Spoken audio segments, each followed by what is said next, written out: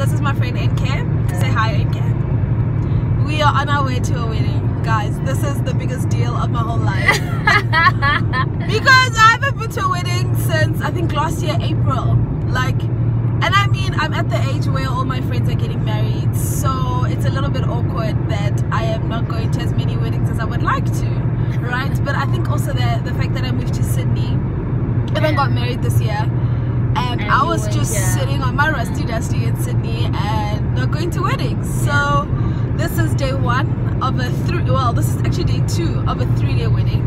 But that's the most. That is the absolute most, right? We are only going to day 2 and 3 because, you know, boundaries, levels, that whole thing.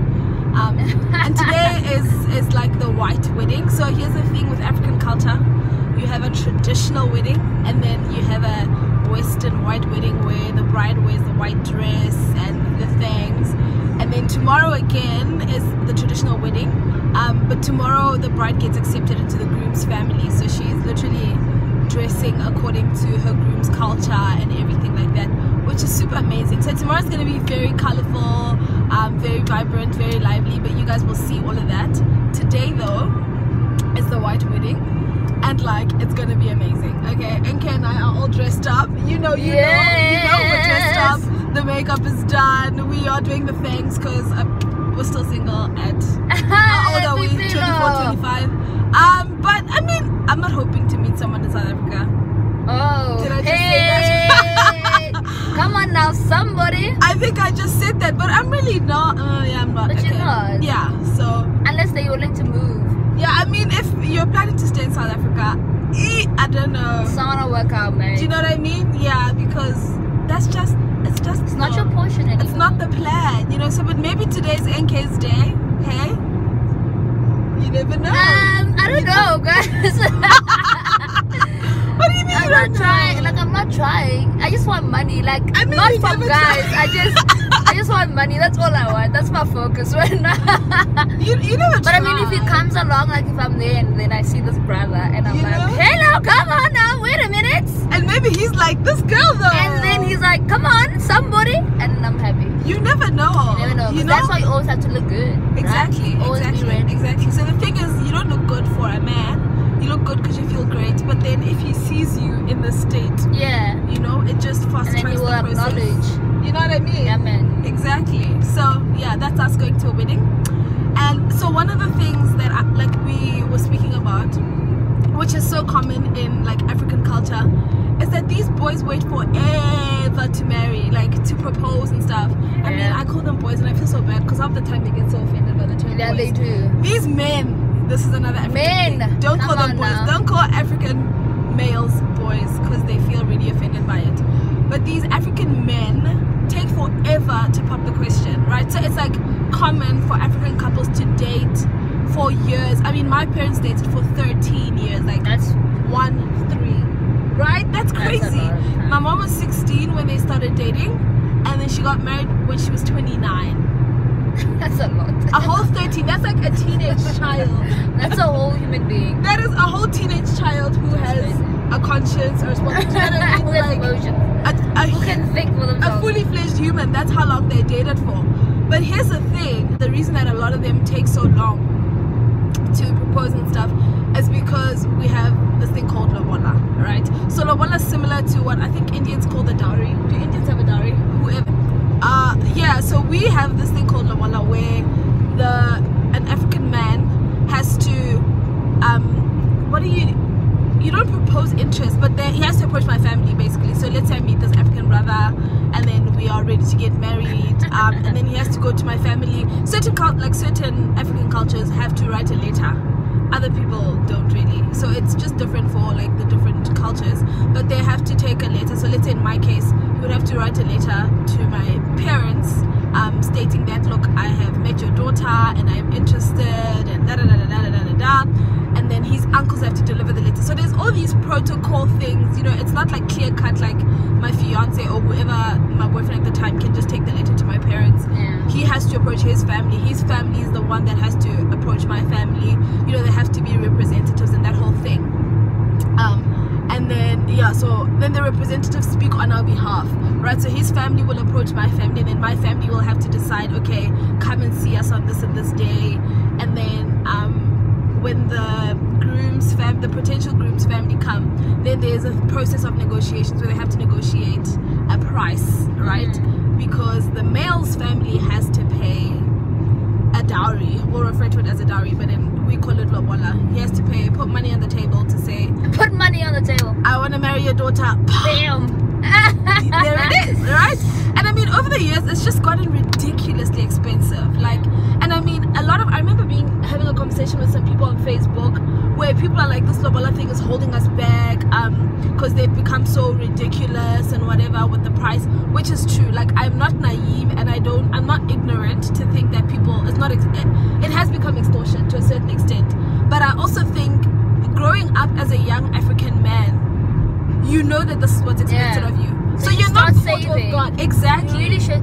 And I think a lot of our friends, like I had one friend who said he knew he was gonna marry an African girl. Like that's what he's into, that's what he likes. So he started saving. Like he knew that he was gonna one day have to pay lobola if he wishes to get married to the woman of his dreams. Exactly. So he started saving. But a lot of our other friends aren't doing that. So it's a problem because then this whole process starts taking place, and they give you a price of like 80,000, and then you just like, the thing is, a whole lot of money. Where are you gonna get that out of like nowhere? So that's a problem, and then people should just be more responsible. The thing is, people know. Yeah, that's my argument. My argument is that people know that if you're gonna marry an African lady, this is coming. And I mean, I'm not by any means saying that you have this 80,000 rand chilling in your pocket. Yeah, but I'm just saying, show initiative. Yeah, you know what I mean? Yeah. Show initiative. Even before you start dating. I mean, I knew some guy, and they actually just got married recently.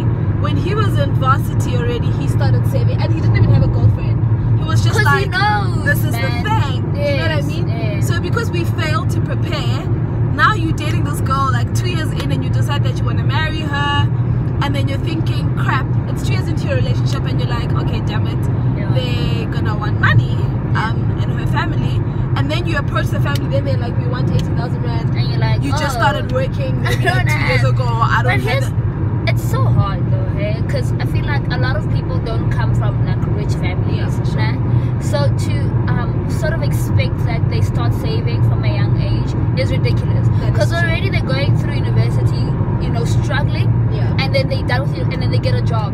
Who in their first job earns more than like 30,000? Not a lot of us. And then the expectation is you have a job, you come from like a poor family, you have a job now, you need to take care of the family. It's called black tax. 100%. And you know, it's very hard to do exactly that, take care of the family, save, do like pay for your flat or whatever, your car, whatever you're doing. It's very hard. There's so many factors that weigh in, and so I sort of understand when people don't have the money and aren't prepared, and that's why they date for 10 million years, or they just don't date, or they don't approach anyone because they're just like, I actually don't have, I'm not at this point in my life where I can, you know, cough up 80,000. That's a lot. The ones who don't date, I can still understand. But the ones who date and date and date and date and date and date and date and date and date, and I think it's very dangerous, especially as Christians, to date for 5 million years. I mean, unless it's like a situation where you met in high school, it makes sense.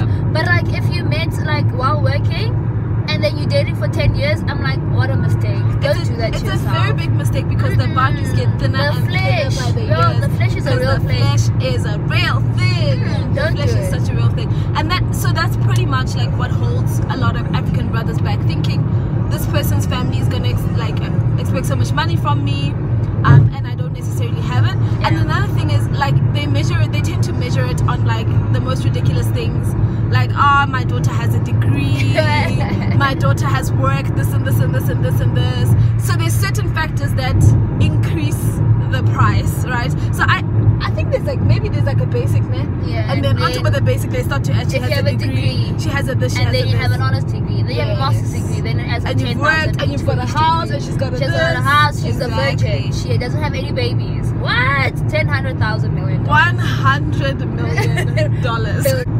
For me personally, I think it's very important for the female, and I don't know, maybe it might not be traditionally correct, for the female to weigh in, because you know your person, you know your man, you know his financial situation. 100%. So your family can't be asking 100,000 when you guys like are planning, first of all, to buy a place. You're just doing the most wedding. You still have to pay for the wedding itself. You still have a And then honeymoon to go there to. you are, just keeping quiet when they ask ridiculous prices. Yeah. For me personally, I don't like. I would rather not do lobola, Yeah. but I understand why we do it. Yeah. So, like, I want to talk to my mom because, long story. I want to talk to my mom and my grandmother and be like, "Woman of God, come on, like, Let's understand. unless my guy, please Jesus, please listen to me. Unless my guy is ridiculously rich, then they can just be like $1 million cash up front Ain't nothing but a thing. as a deposit, you know.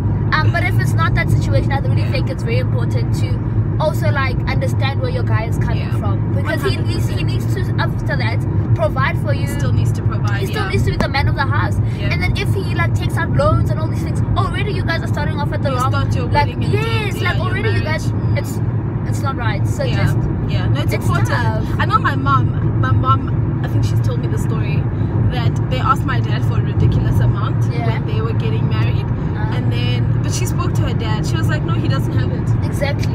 Like, you have to decrease because he doesn't have it. And I mean, that is a reality. Do you know what I mean? Yeah. Because at the end of the day, I think, and my dad and I have had this conversation, it's important to my dad that he knows that after the wedding I am taken care of. Yes, do you know what I mean? So in that regard, like, he can't be ridiculous about, but also it's because there's so many other people that are involved in this whole process, uncles, that it's not that clear cut. And the worst part is the uncles genuinely usually don't have a relationship with you or your family. They just come there for the negotiation part of it, and then they just think numbers. They don't care about your well-being afterwards. Not care, but like like the main concern is not whether you'll be fine after the wedding or whatever. They just, you know what, our child went to university, she's a virgin, she doesn't have a child, she's beautiful, and yes, no, but you know what I mean, they haven't, you know, and then they just paid like 100,000. Like, I know someone who's charged 100,000 and he works where I work and we don't get paid that much, eh? I mean, like, it's not right. Like, if I was asked to cough up 100,000 and pay for a wedding and pay for like all other stuff involved in getting the wedding happening, and then you have a house, and then, you know, it's too much. It's a lot, eh? For me though, the thing, like, my thinking is, like, I don't have an issue with lobola per se. It's important to me that I honor my parents. Right. If my parents are like, nah, they're nothing but a thing, then we proceed without it. I mean, I will have the discussion with them. Do you know what I mean? So I'm not necessarily just gonna be like, okay, do what you want. I don't want this, because that's a little, you know, you just giving them a little too much leeway. They can do whatever they want. That's a bit dangerous. So I will like have the conversation with them to say, okay, look, this is where we stand financially. And I would appreciate it if you took that into consideration, but I do want to honor you. Just don't be ridiculous. Like, I think it's so important to communicate leading up to these things. Like, and that's why sometimes I feel like tradition takes away from being able to communicate, because there's all this bureaucracy of you can't approach this and that, families must come here, this and this and the other. So sometimes I feel like doing it the Western way allows for a little more communication, a little more understanding, a little more discussion, and then you can proceed with all the tradition. Because I still, to a certain extent, want a little bit of the traditional element. You know what I mean? 100%. I definitely want my husband's family to come and like get together. I want the coming together families. I want us to all get dressed up. I want the families to buy each other gifts. You know, because stuff like that, just like, it's sweet. It's really nice that the families buy each other gifts and stuff like that. And then, you know, you do the things. So certain elements of the whole traditional process I still definitely want. Ooh, 80. So we're definitely driving 140 on an 80 kilometer per hour zone. Slightly dangerous. That's so weird though. How do you go from 100 to 80 in like 2 seconds? On a whole entire highway. That is the weirdest. No, that makes no sense. Makes no sense. For me, that coming together of families. For me as well, coming together of families and honoring your parents. Yes, and honoring your parents, that's the most important thing. But yeah, hey, so that's the African dilemma. Money versus love. Well, money into love and families and tradition. Like I was saying to my friend, I cannot name names. He who shall not be named. I said to him, oh, you don't have to worry, because he's gonna marry like a colored girl, and they don't do this. So I said, you don't have to worry. He's like, dude, I thank God, like, because it's tough, guys. It's literally financially so straining. Yeah, look, marrying a black girl, marrying an African girl, but then it's worth it, obviously, because I mean, all of this Obviously, and Yeah, then it's look. part of life, and it's what you have to do. Yeah, and then you get over it as well. It's like a little hurdle, then you get over it. Yeah. And then, yeah. It's tough though, eh? It is tough, but we'll keep you guys posted on the wedding. Yes. We're gonna have a blast. We want to show you an African perspective of a Western wedding, and then an African perspective of an African wedding There tomorrow we go. as well. So yeah, stay tuned, enjoy the ride. So good to have you. And Kay, yes, What? she's single. She's so single and ready to mingle. Okay, so the thing about this wedding is now We can have guests. our guests, right? So here we are interacting. But believe us when we tell you that there's groomsmen in the back of this car first and foremost. Amen. And then we're in the entourage. We're in the bridal party entourage. Like legit, like as a Chumiba wants to go pay. Don't A whole You bridal party. made a hazard. The hazards are on. The groomsmen are in the car. It's the hazard game. Listen, we are on. We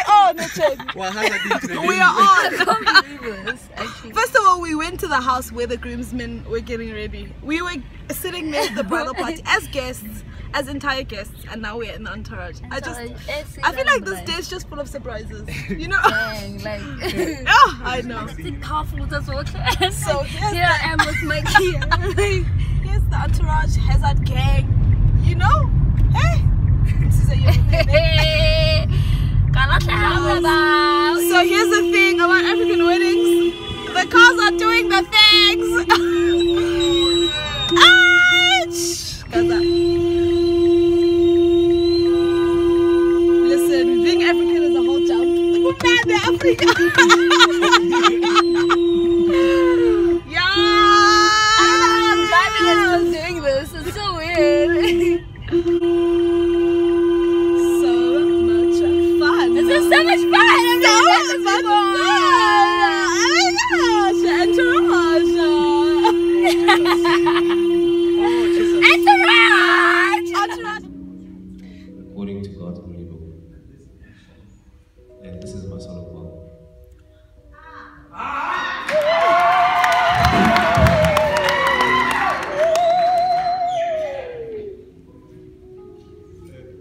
Cameraman, So it's 3:25. Yeah, oh my hair's so itchy. It's 3:25. We just got to the reception for the wedding. This wedding was supposed to start at 9, and then we started at 11:30. And the church service was about 2 hours, and now we're getting ready to start the reception, and it's 3:25. We're a little bit hungry. Enke's gone to the bathroom. We're waiting in the car for the bridal party to arrive before we get in. This is definitely signature African weddings. Nothing's ever on time, but it's just so much fun.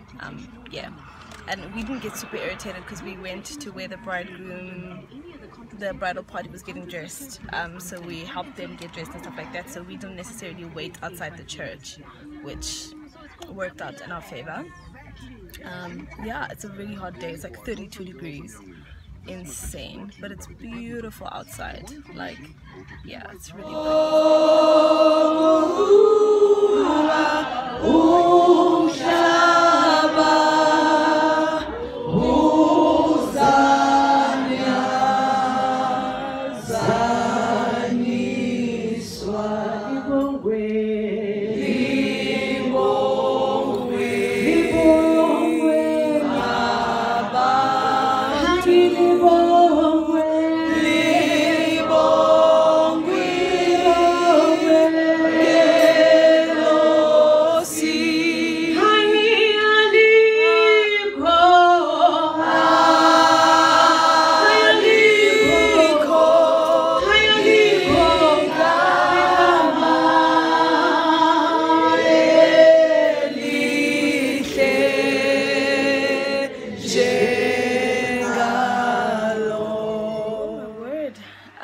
I think it's about 11 p.m. now.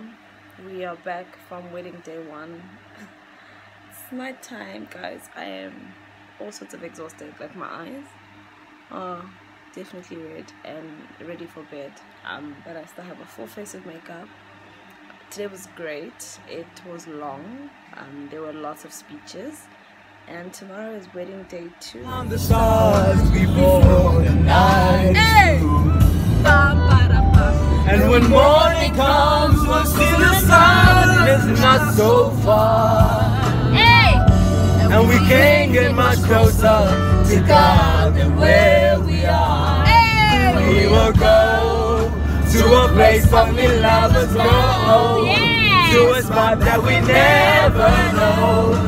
To the top of the clouds we'll flow. To the way. Ooh, this feels so crazy.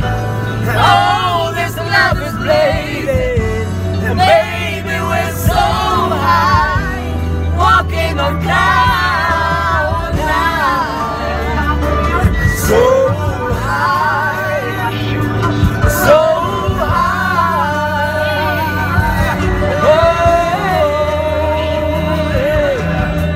So today is a wedding day 2. We have an extra Hot compatriot. I don't know if that's a correct Hot word.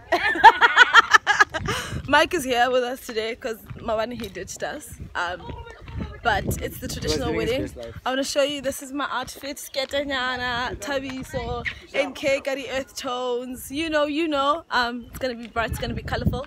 It's going to be amazing. And it's going to be fantastic. We got your ads? 1 o'clock, yeah.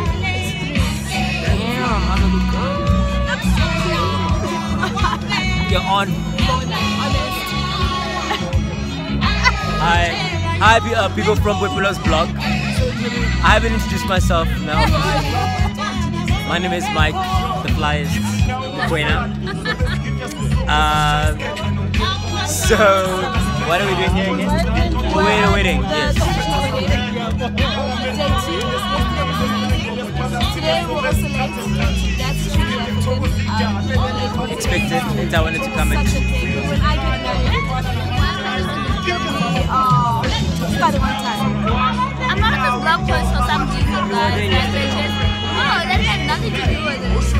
She's Earth today. Put Earth in she's the Earth, blog. but like it's the whole time she was in South Africa and Bob's was in Australia. Can you just put Earth in the blog? Oh, Earth. And then she waves. Is that What's the all? topic? What are we talking about? We're talking about how African weddings always start late. Oh, like, but like there's late and there's like, and I'm usually late for most things, like, All things. but this is late. Like we came here intentionally late, thinking African weddings always start late, but we haven't started. I did tell Boybs this though. But we were late and they're still later than us. Yeah, but Yeah. Let me try from here.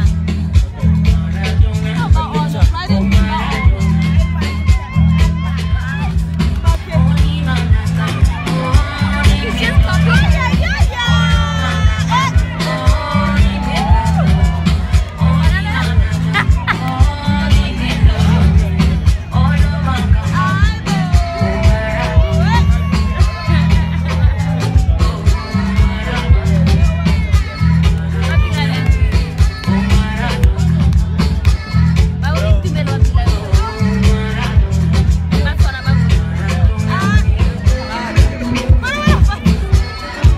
What's that?